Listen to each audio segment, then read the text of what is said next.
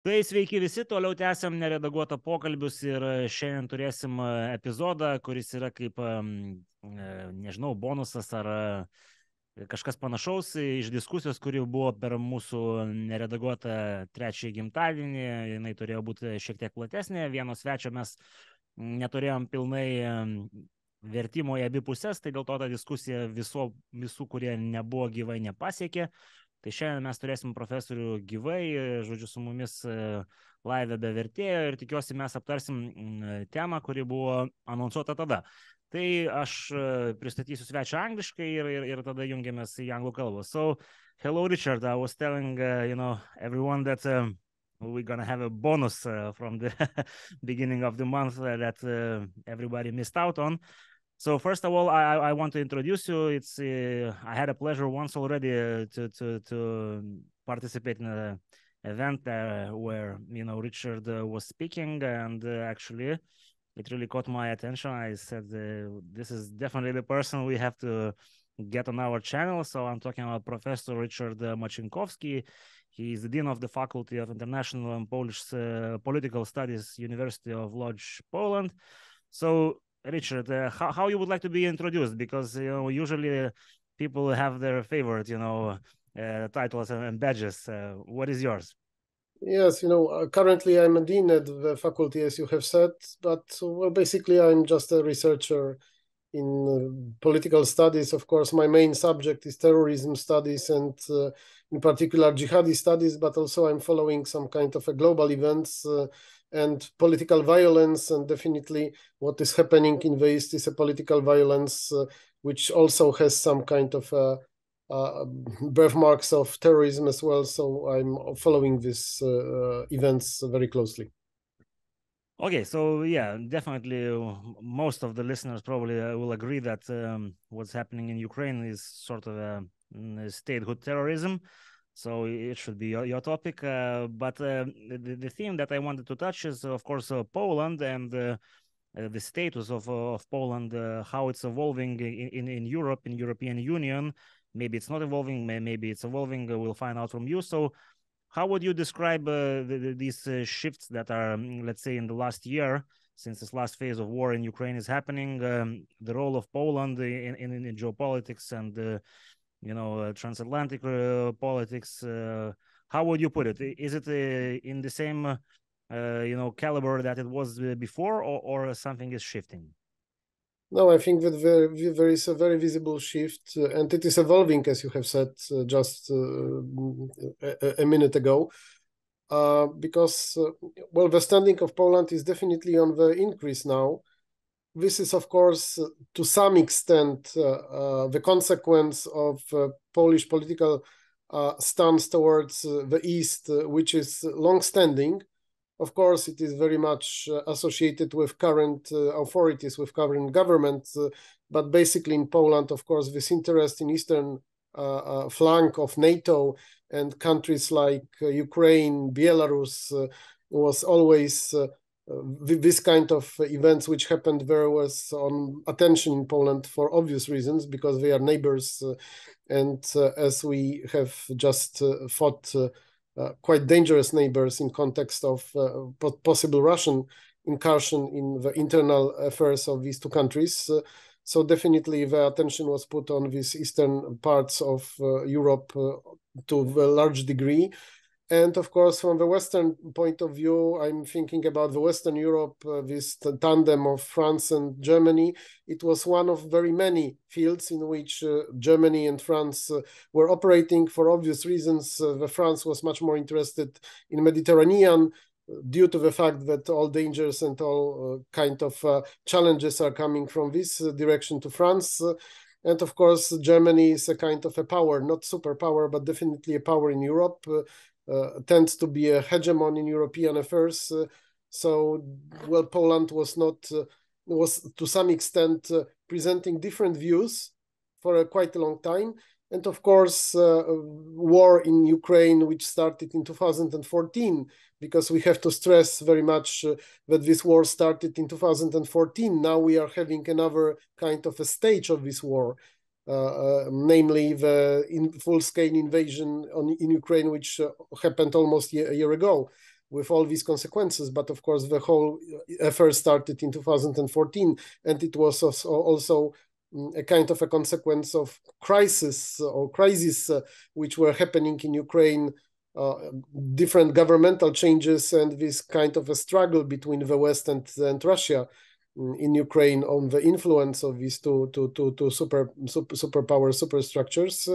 So I think that Poland was also always having some kind of a unique view on this, and due to the situation, due to war, due to this Russian invasion, of course, the importance of these issues increased for obvious reasons, because this is the full-scale war with the use of all kinds of arms, and it is a threat to not only to Ukraine, but also to Poland, to Lithuania, perhaps to other European countries from eastern flank.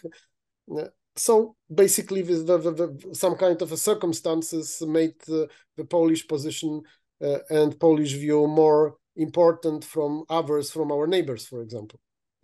But as you stated that the current political structure in Poland is responsible for the loud voice. What would you say, like, if at the time of this phase of the war, Poland would have the liberal parties in the parliament? Would the response be similar, or because we have like a monthly Polish affair review with my colleague from Polish-Lithuanian person, and he's saying that the liberals in Poland they were not stressing as much as the others that Russia is a threat, and there were these voices saying business, peaceful neighbors and stuff like that. What would you say would be happening right now if we had Tusk or somebody else in the leading roles in Poland? Would it be the same? I think well, currently yes, because we have to make this huge kind of a divide the 24th of February 2022. Yes, before this date, the opposition in Poland, yes, and former governing parties like Platforma Obywatelska, who was also in charge of Polish government for 2 consecutive terms before, of course, they were having a different position on Russia's affair. But they learned very quickly. I think that what happened almost a year ago, yes, because we have this anniversary in 2 days. I think persuaded almost everyone in Poland, and now we have a high level of political consensus that simply we cannot do anything else what currently is being done. Of course, you have a fierce debate in Poland and some kind of a political conflict between government and opposition. And this is obviously true, but I think that as far as this foreign policy and some kind of reaction to what is happening in Ukraine and in Belarus, of course, because we have to take it together, essentially is the same. So I think that currently you should not expect too much differences on these positions. But here I want to ask you, you still had like a year ago or half a year ago, people from the, I'm not sure what kind of political parties, but as I understand, left-leaning politicians by the border, trying to paint the picture that the Polish, government is too harsh on the migrants. Is that a consensus already that, they were wrong, or you still have those spectrum of, opinions in Poland, how to deal with similar hybrid operations? This is a bit different, yes, indeed, because well, I could call these things kind of incidents. There were some people who were simply wanted to draw attention, yes, and they were drawing attention of the public, trying to do something in contrary to what government was trying to achieve. But I think that. Currently, I think that this type of behavior is not very popular. You cannot get much popular support acting like this. Still, we have to remember that it was, let's say, September 2021. Yes, summer, autumn 2021, the situation was not clear. So probably this difference would remain now and will remain in future, because we have a lot of different political parties, a lot of different positions. But I think that the mainstream now is much more similar to what is currently doing the government. Of course, you always have some extremes, yes, on both sides. Okay, so I'm gonna leave a Belarusian topic for a bit, later. Yeah. So I still want to ask you a question, like this understanding of the threat from the Polish side, and the clear message straight from the February 24th. Is that only of the existential, situation that Poland is, the borders and the proximity of Russia, or it's a historical, understanding of Russia?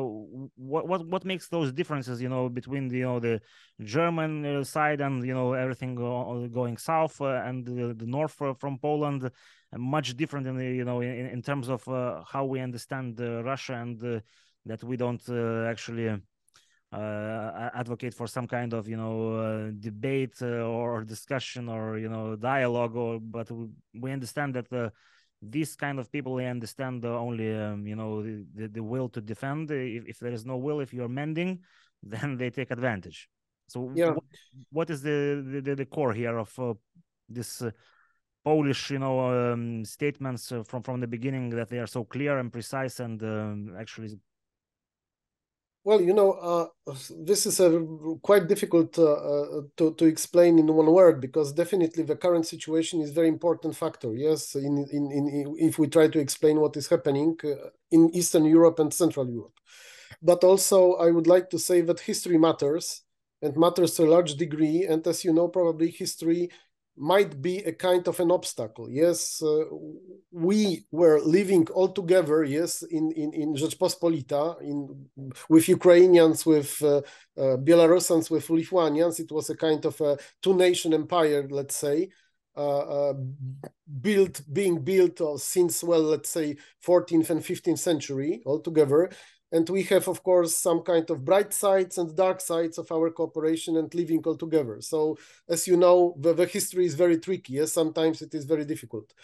But I think that when we are just going to the to current times, to what is happening now, Polish government was always trying to forward this point of view that Eastern and Central Europe matters in Europe, and all these countries, like, of course, Lithuania, but also Ukraine, Estonia, Latvia, Belarus, but also Moldova, let's say, for example, Romania, are very important. And as you probably know, there were many initiatives when Polish foreign policy was focusing on trying all these countries all together to make the collective defense and deterrence more robust than it used to be.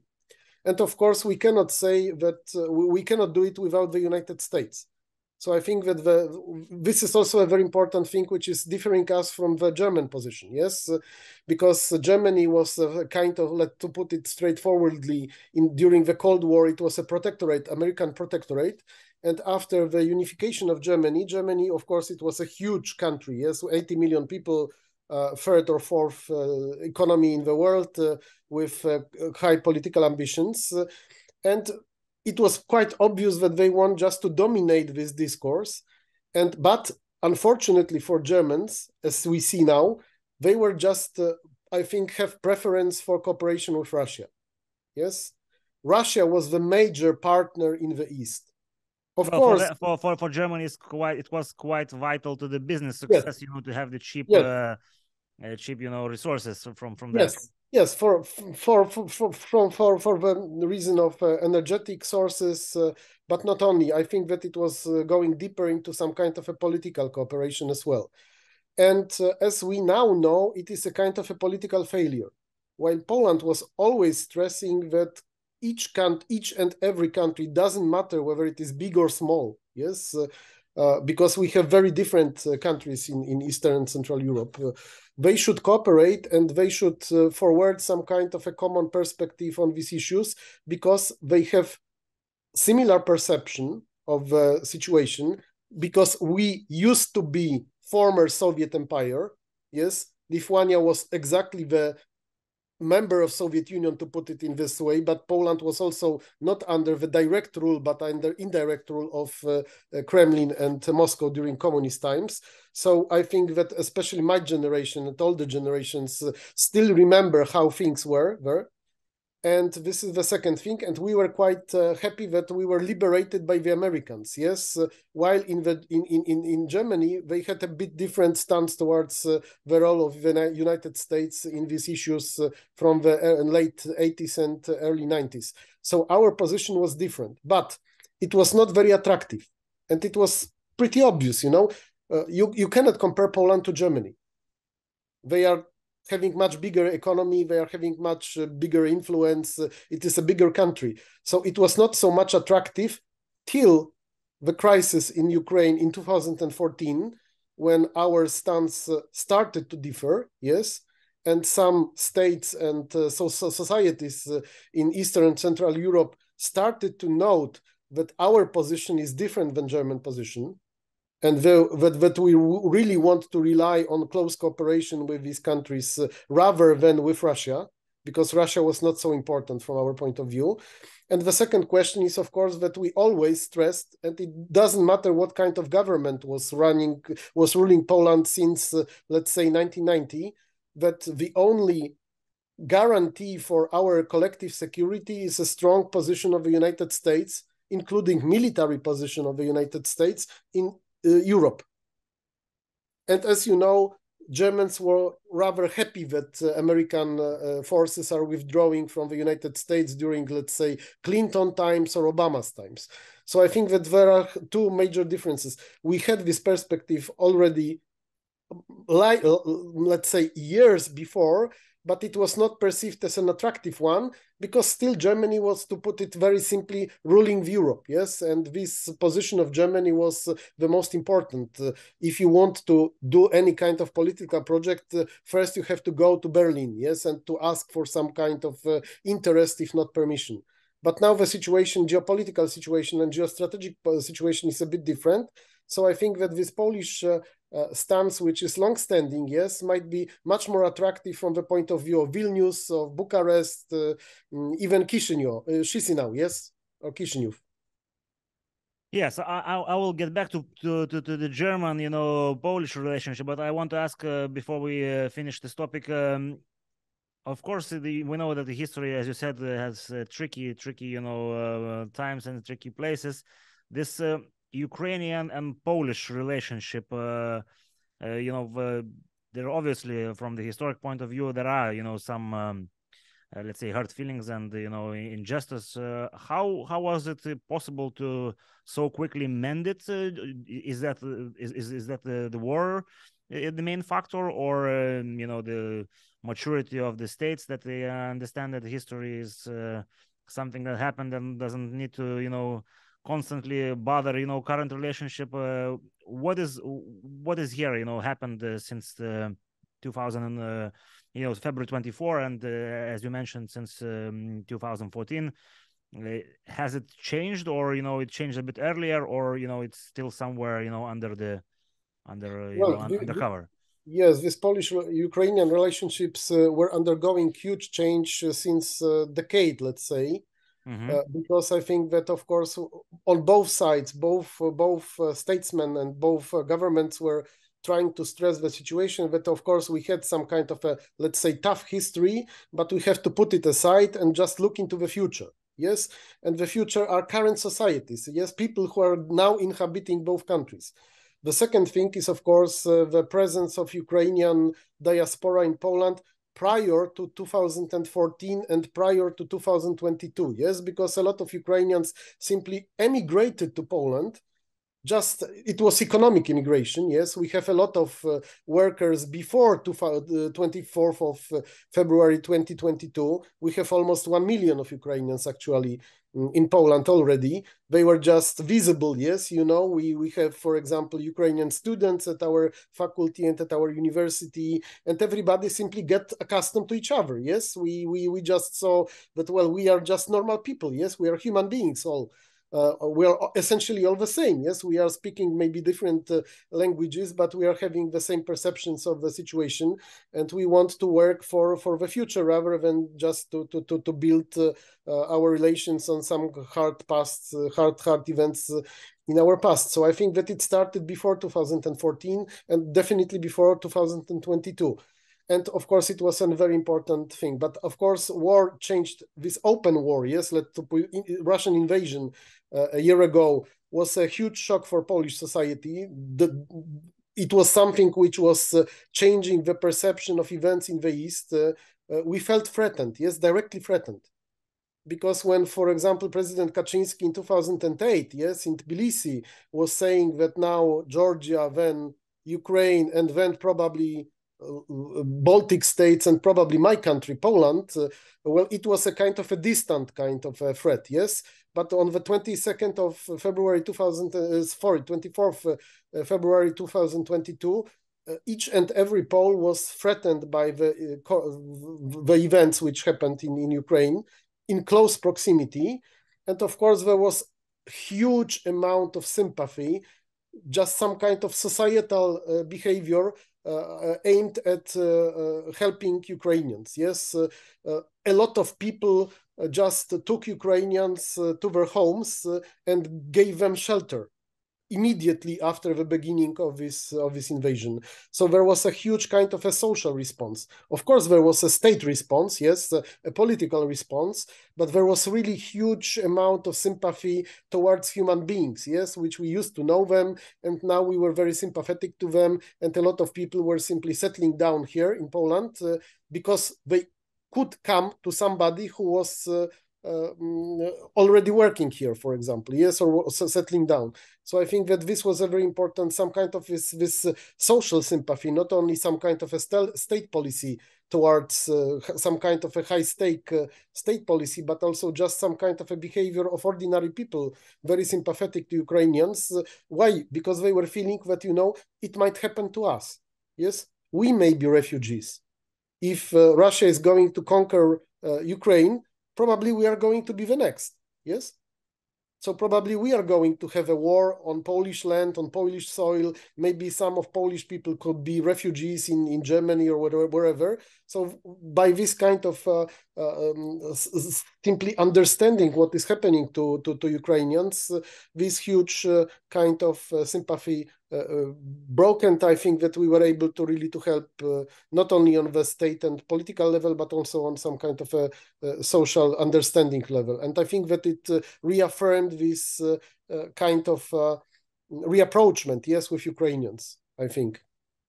So here is, of course, this devilish question, because we, in Lithuania at least, we feel that, you know, during the whole year of this, you know, active phase, and, you know, the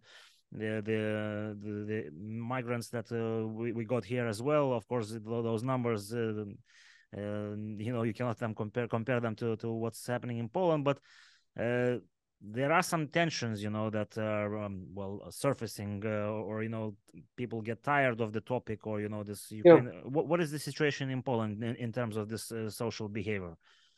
Well, I think, of course, you may find some areas of tensions, definitely, because when a huge amount of people are coming to the country, not each and every part of life might not be affected in a bad way. But I think that if we simply understand how many people came here from Ukraine, and how tough was really just in a kind of an instant manner, yes, because we had to provide help instantly, immediately. We did not have time to prepare, you know. So I think that if we can see at this process from some kind of a perspective, I think that after a year, the situation is definitely not worse. I think that still the sympathy is towards Ukraine and Ukrainians, and still these relations are, let's say, social relations are quite positive and quite okay for both sides, I guess. Okay, so let's move to the since you mentioned of as well, you know, that this war did not start, you know, on the February 24th, and Russia actually came for not even for Ukraine first, but let's talk maybe since 2014. How would you evaluate or, just comment on how, the Merkel and the Obama administrations, they handled this, annexation of Crimea and all, the other, annexation of Ukrainian territory? Was it, how can we, evaluate that from this point of view, that we have now? Because in Lithuania, those voices that are not, let's say a bit more relaxed, they say that, these people made a huge mistake. I'm talking about Merkel and Obama, how they were reacting to Putin's politics. How would you see this situation that we had like the last 8 years, 9 years? Yes, I think I even can go even back in history than 2014, yes, because, well, of course, I have already said that Germany had some kind of a political plan, yes, some kind of a, just to cooperate with Russia very closely, not only on these economic and energetic issues, but also politically to some extent. But of course, the policy of Barack Obama towards Russia was, in my opinion, and I think now it's a prevalent kind of an opinion, a kind of a disaster. Yes, this reset with Russia, we still have to remember that basically it was President Medvedev, yes, whose current role is just a kind of a social media troll rather than a statesman, yes, today. Because what he's saying and writing on Twitter today, it's just outrageous. You cannot find the right words to describe what he's actually now performing on social media. Well, but he's probably performing Zhirinovsky 2.0, because yes, the other one is gone. And still we have to remember that he used to be a president of Russia, and in general, the Western approach towards Medvedev was that he's a liberal, yes? And this is just young, energetic, new president with whom we can make deals, political deals, who is going to supersede Putin, but it was, of course, a complete, well, I don't want to use strange word, it was a disaster, simply. So, of course, what happened in 2014 in Ukraine, this annexation of Crimea, and first invasion, Russian invasion, because we still have to remember that this invasion started in summer 2014, when regular Russian units were present on Ukrainian soil, actually. And from the point of view of intelligence, it was pretty clear that it is not some kind of bunch of militia, yes, but these are just regular soldiers. And the response was very weak, initially very weak. I think it was just making Putin more firm on his points of view, which is he still has, we can say, after yesterday's speech, that the West is simply just a kind in a rubble, yes, that the West is not responding tough, that the West is corrupted, and you simply could not think that the reaction might be stronger. So I think that it started just there. It didn't start it on 2013, because the plans must have been done much earlier, yes? Russia was very well prepared to react to this crisis in 2013, 2014, yes? December 2014, first demonstrations in January 2014. So initially this reaction was very well thought and well prepared. So you definitely are not doing this just like now. Yes, they have to prepare it for years. And I think that implementing these plans were just a consequence of this disastrous American and German policy towards Russia under Obama and under Merkel. But Richard, here's like the main question in this subtopic, like what are the reasons behind this? Like for there is an opinion that for the US, it's very crucial and important, that Russia is playing a part in this geopolitical structure, stability, and this China, Russia, it's the United States. They sort of have their own roles to play, or it's just plain stupidity. Maybe as you said, the West were thinking that there is a liberal in Medvedev, and this guy is gonna supersede Putin. When for our region, it was quite obvious that this is a very manipulative, move just to get him back later after 4 years back in the presidency. What are the reasons behind this softness of the German politicians, of the French politicians, Biden administration? I think that you have to talk about many factors. Yes, first factor was that Russia was not that important from that point of view of, let's say, 2010, 2011.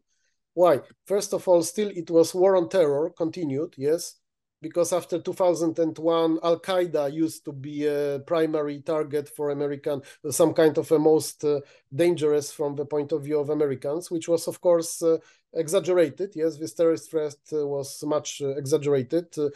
As you probably know, this is my specialty, yes, and of course, as a kind of an expert on terrorism, I would be really very happy just to talk about it. But even in 2001, after American invasion on Afghanistan, and even it was, of course, my area, I was saying that, of course, it is a plain exaggeration that Al-Qaeda is on the same level like China and Russia still, yes, but nobody was listening at that moment. You have to remember the situation after the 9/11 2001 in the United States, yes, when Russia was hardly on any lips, but Osama bin Laden was a clear and present danger at the time. So I think that it's going back to the early decades of 21st century. Definitely, I think that the perspective and assessment of what is happening in Russia very different in the United States. You know why? I think that a kind of scholarship on Russia studies declined after the end of the Cold War. Yes, this was obvious. Yes, Russia was no longer an existential threat. At least it was perceived, let's say, in 1991, 92, 93. And of course, during the Cold War, the brightest analysts and the brightest people were going to these sections of American administration and before to American higher education, for example, learning Russian, yes, understanding Russian. After 1991, it was not promising, yes, from the perspective of a person's career. Russia was no longer relevant in Americans' plans. So I think that this is also a very important thing because when I read a lot of stuff, yes, I used to read a lot of stuff on Russia just for sheer interest. And some of these papers, policy papers, some of these articles were absolutely naive. You know, I don't know what is the real cause of this naivety, because this is a tough question. But somebody was simply saying, you know, Russia is undergoing huge change, but it was not a progress; it was a regress actually. And I think that this assessment of what is happening under Putin, especially after his third term, yes, when he started his third term, was definitely some kind of a bad assessment and bad judgment of what Putin really wants and who he is and what Russia is going into. This change was completely badly, to say, assessed by the analysts. So when you had a bad picture of a situation, you cannot arrive at the right decision, because your perception is affecting what you really know about the situation, and you simply cannot choose the right decision. So you're kind of stressing that it's an incompetence of you know, the intelligence part in the US, that you know the Russian aggression was under the radar. You know, nobody were paying too much attention for that.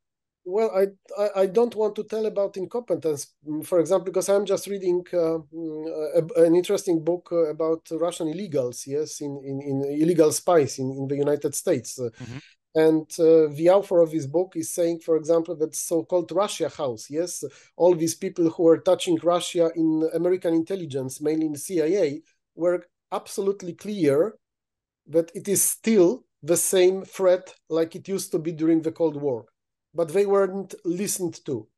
Yes, so I do not want to blame this part of Western intelligence but rather politicians, yes, administrations, consecutive administrations. They were simply not considering Russia as an important kind of part of the whole strategies in the future. And they were wrong. They were plainly wrong, as we can see.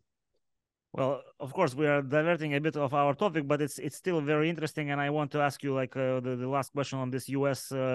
Part. You know, well, U.S. Republicans and, you know, some influential figures like Tucker Carlson or Jordan Peterson, they have a very strange stance since the February 24.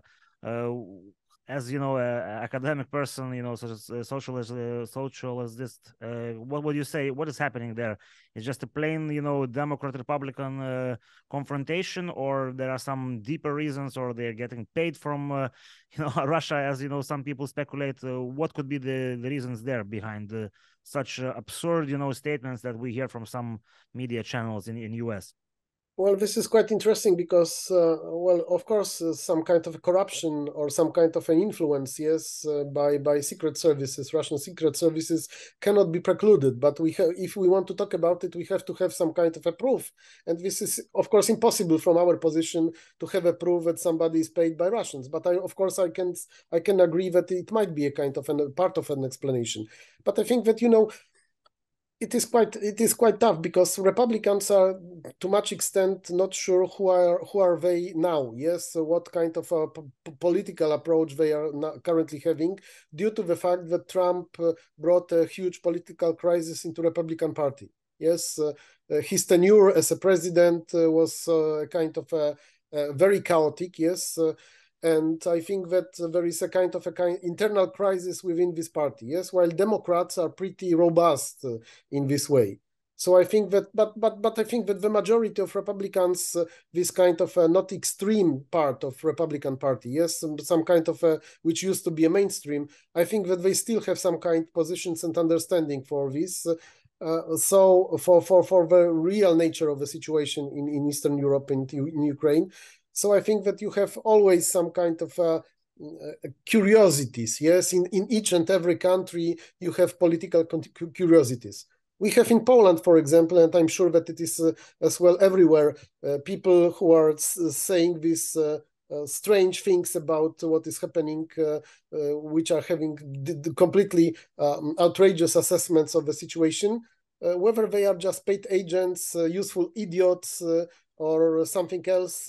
Well, I think that it is a kind of a job for counterintelligence to establish what is the reason.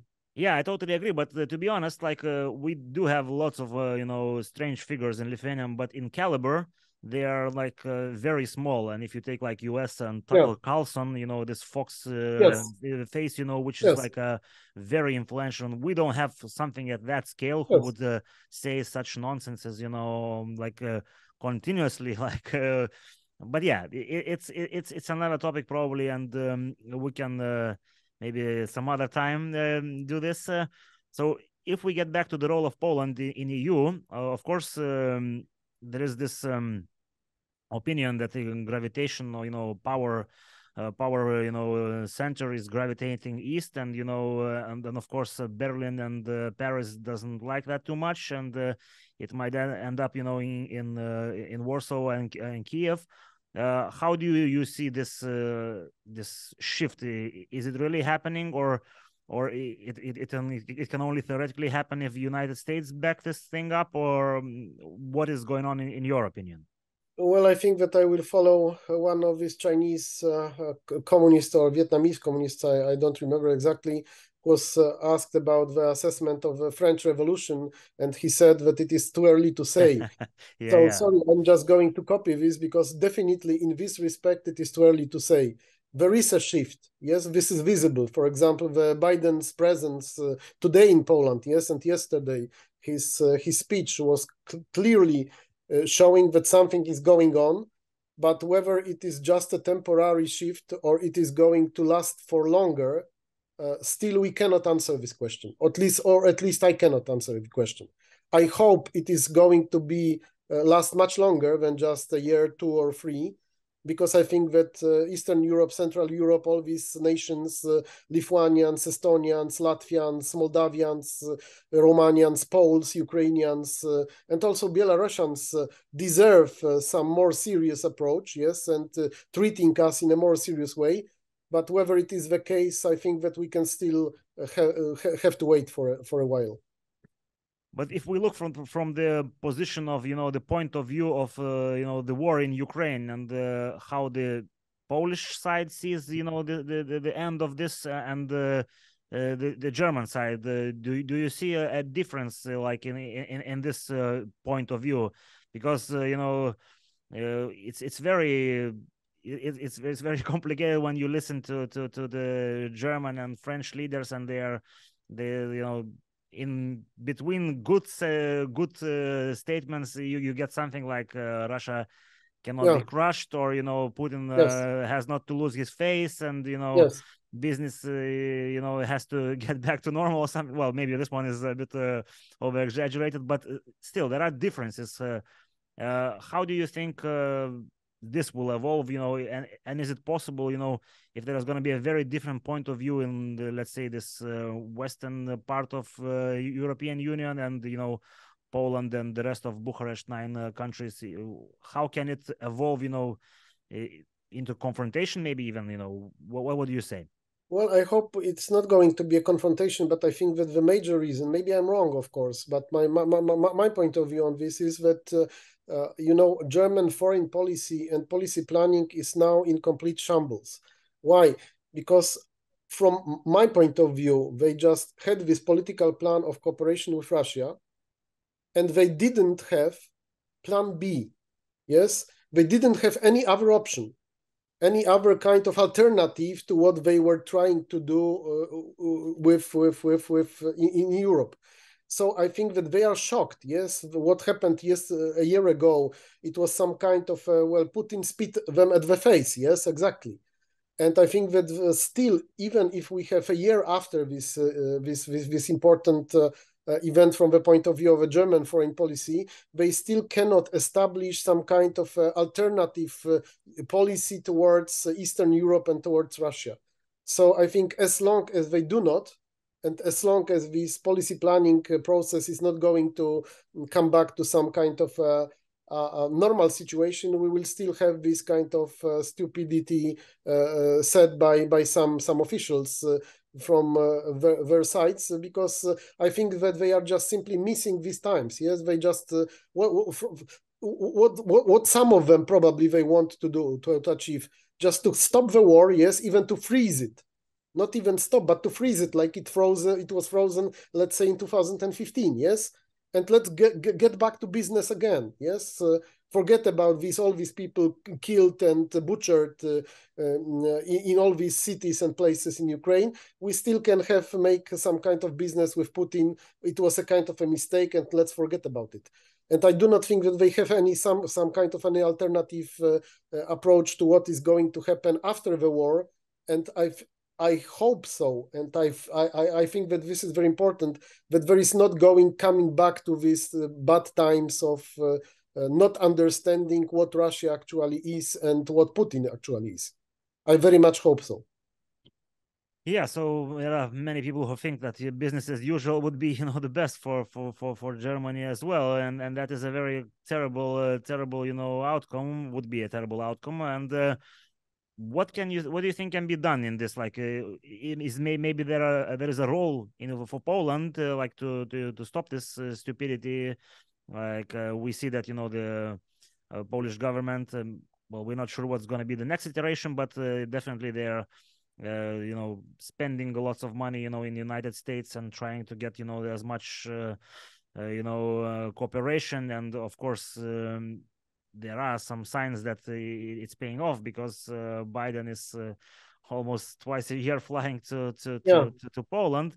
So what can be done here so we don't have this freeze, as you say, and we don't have this back to business as usual with Russia? What can be done here, or it's out of the hands of Europeans? It's an internal Russian thing, and there needs to be a civil war inside to get this mafia state out of the government. But probably there are not much of tradition of any other form of ruling in Russia. Yes, I think. Well, I will start with a well-known saying that it takes two to tango. Yes, I do not think that there is a way to go back to business like it used to be. Primarily, not only, but primarily due to the fact that Russia is not interested in it. Yesterday, what we have heard from Putin, we are going to continue war. Yes. So what can he say in this position? I mean, he's kind of stuck under some bad position where he has no other option, does he? Yes, exactly. They do not have any other option in Kremlin, at least, and I think that they should simply stick to whatever it is happening now, because when during the war you can talk about these plain stupidities that the West is attacking, yes, the West is starting the war, that we are fighting against NATO, and so on, so on. These are just sheer nonsenses, which we have heard yesterday once more. Yes, a lot of lies which we used to know even before that 2022. Yes, February 2022. So I do not think that the Russian current authorities have any other option, and they simply still want to proceed, expecting that perhaps they can prevail in one way or another. Yes, this is also the way of mobilization of Russians. Yes, of keeping in power basically these authorities. Yes, because what is the alternative? Yes, but Richard, maybe they're gambling on that the other side is gonna be yes, getting tired, or yes, thinking that definitely. it's too much money spent there. And I'm talking Yes, about, not about Ukraine, I'm talking about the partners, the Germans, the United absolutely. States. Absolutely, you're right, because this was what they were thinking just initially. Yes, year ago, they were thinking that just a couple of months, the West will be so exhausted that they are going to sign a kind of an agreement. Yes, whatever. Well, they in the beginning they thought it's at the going to cost take of Ukrainians, of course. 3 days. There was the plan, Yeah. as we know. Yes. But of course, we have an opportunity to hear to Putin yesterday, but we have an opportunity to hear to Biden yesterday as well. And what was his plain and clear message? We do not stop to support Ukraine. We do not let you take it. Yes, because it was crystal clear that he was in Warsaw, he was saying this. And I cannot imagine that any European state, including Germany and France, can stand in opposition to such a stance of the United States. Yeah, but but Richard, this statement that Ukraine will never be a victory for Russia, yeah. But it has kind of a lot of space for interpretation. What is a victory? And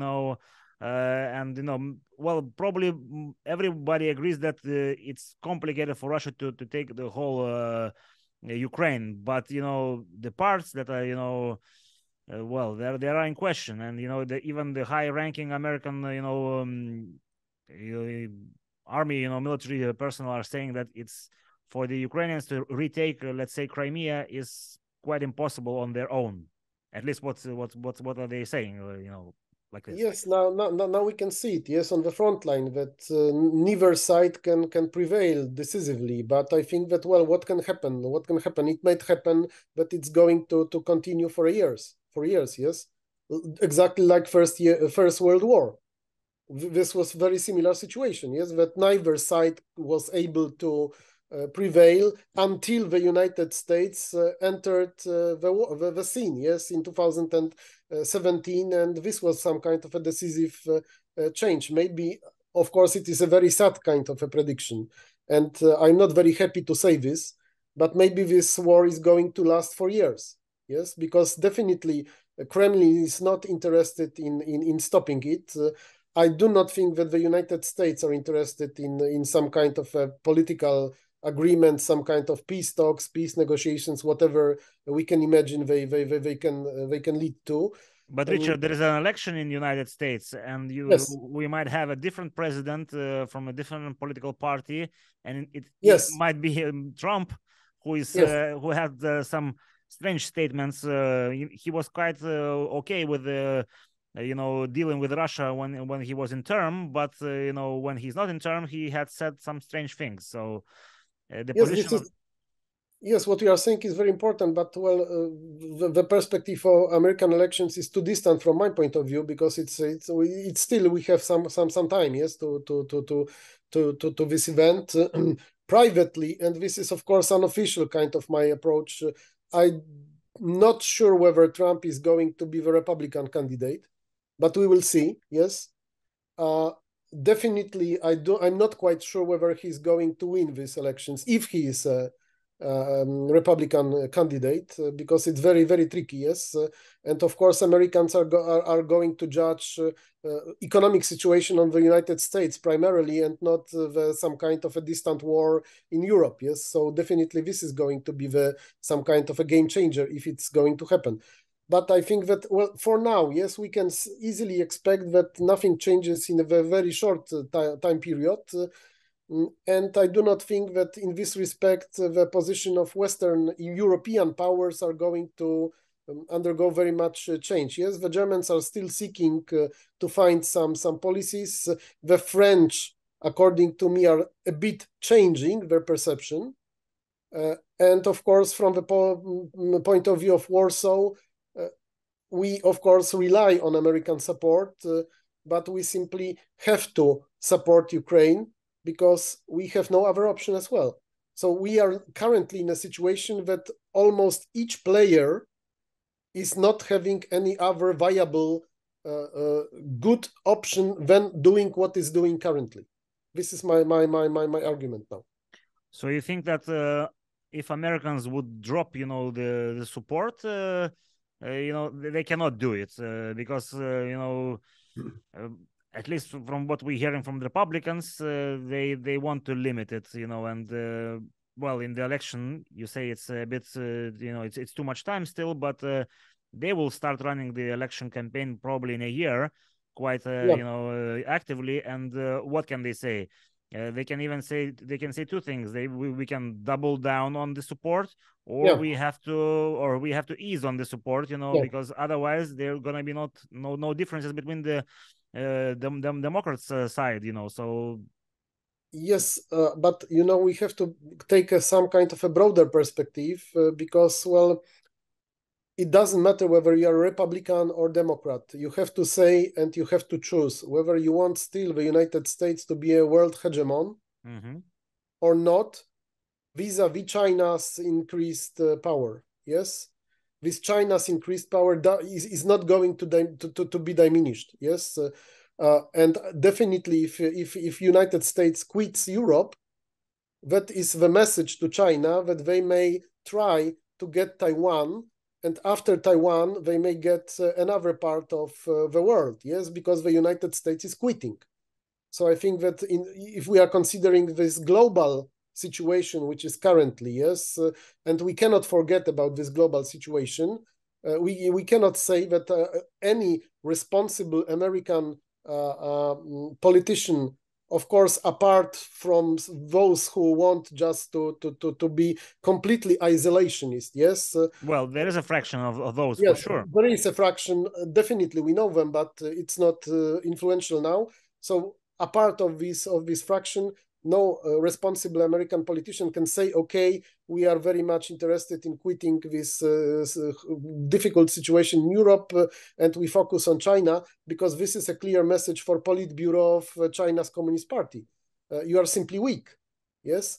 And when Communist Politburo of China's Communist Party is perceiving some opponent as weak, they are going to take yield from this. Yes, this is exactly what happened when we're talking about Obama and Russia and Putin. Yes, Putin was perceiving America as weak and weakening. So let's do whatever we want. Yes, in Ukraine, and this is the same, very, very similar situation. Although not the same in case of China's American relations. Okay, so for the last topic, subtopic I want to talk with you is this cooperation between Ukraine and Poland and what it might what kind of shape it might take after the war, or even if the war is freezed, as you say. How do you see this evolving? Like, of course, we know that there is a precedent, and you already mentioned there was a Rzeczpospolita, and yes.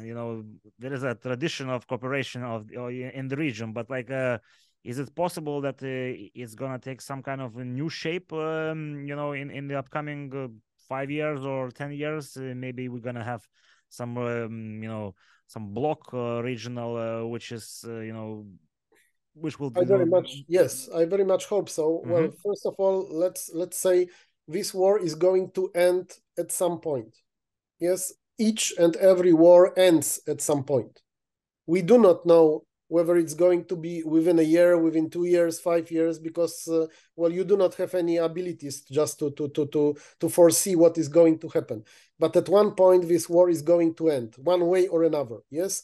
Hopefully, and from a Polish perspective and Polish interest, hopefully the winning side, whatever win is now understood, yes, because it's also a tough question, you may say, yes. How can we understand the winner side, yes?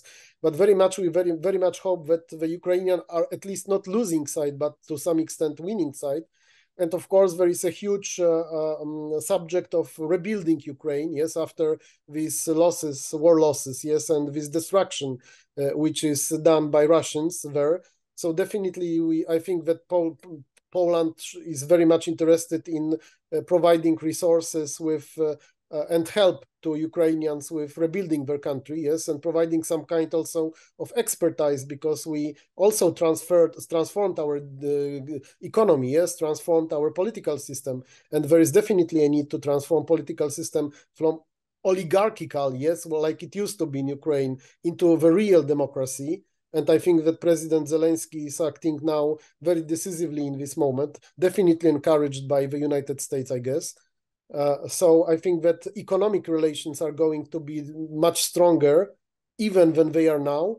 And of course, I think that some kind of a political partnership is definitely in vision of both sides, yes, because, well, this is war, yes, we are supporting Ukraine. This is a good basis for future partnership. What is going to be this kind of partnership? I think it is too early to say, yes, but definitely, well, roughly speaking, you know, Poland and Ukraine are more or less, Ukraine is bigger as far as land is concerned, but these populations are very similar, yes, languages are very similar. Now we have mutual understanding, yes, we have some kind of interest in acting all together. So hopefully this is going to be some kind of a counterbalance to the Franco-German let's say, partnership in the west of Europe. Yes, definitely Ukrainian-Polish partnership in the east could be such a counterbalance, just to make all these affairs which are happening in our part of Europe more important from the point of view, let's say, of Brussels. Yes. How would you put, you know, the situation in Belarus that is happening? Because it's also a very, you know, related topic. Like what we're going to have there after the war, because there might be, you know, Russia, or there might be, you know, still Lukashenko. Obviously, we have these so-called leaders of Belarus, which are currently based in Lithuania, but that will be probably another long topic. But how do you see this potential cooperation? Like, is Belarus a potential, you know, ally, or the shift in society there is like it still needs to go a long way to actually be talking about some potential partner in Belarus in upcoming years? I think that it is still a long way to go, because I think that there is only one situation, one condition when internal political situation in Belarus may significantly change. Namely, it is a kind of some kind of internal troubles in Russia itself. Yes. If Russia is having some kind of internal troubles, then definitely this Belarusian regime might be in troubles as well. But in which direction the solution to these troubles is going to happen, well, I do not have such an imagination to find now. Otherwise, either it's going to be the prolonged rule of Lukashenko, or in one way or another, Belarus is going to be a part of Russia, I think. As long as there is still some kind of influence of Russia over Belarusian matters. Yes, when this factor is disappearing, everything may happen in Belarus, including the situation that Belarus is becoming a democracy, some kind of a more market-oriented economy, and so on, so on. But as long as Russia is having this heavy influence over Belarus, I do not believe that many things might change. Maybe the change for worse, of course, some kind of a incorporation of Belarus into this union, yes, between Belarus and Russia, or even annexation, because, well, you cannot preclude this situation. Absolutely. So the last question would be like, do you see any possibility of disintegration of Russia, even, if Putin is out of office? Is it possible to expect some kind of, similar situation that happened in the 90s, like where, some parts are, becoming independent and, and this huge country is actually, is it possible to expect there's something like any movement towards democracy, and civilized world? Yeah, well, in a very short term, I guess no. I think that the things are going to be like we see them now. But the history of Russia and the history of Russian Empire is so unpredictable, and there were so many changes. These twists of events that I don't want to be really seriously very much involved in trying to foresee what is going to happen, especially in this kind of situation we are currently seeing. I think that the sky is the limit. You cannot imagine any solution which is absolutely impossible, to put it in this way. Okay, Richard, let's finish on this optimistic note, because if we go down more on this topic, I guess it's not going to be so optimistic.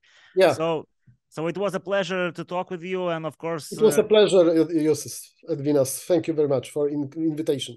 Yeah, well, I hope we're going to have a chance to have a broader discussion at some point. But yeah, technological problems sometimes kill the good intention. So and hopefully see you in a month in Vilnius, because I'm going to the security forum. So maybe absolutely. So if you're coming to the security forum, we're definitely gonna meet and maybe even have some free time to record something. So Richard, thank you so much. Thanks everyone who are watching, and see you in the next Let's Talk Europe episode.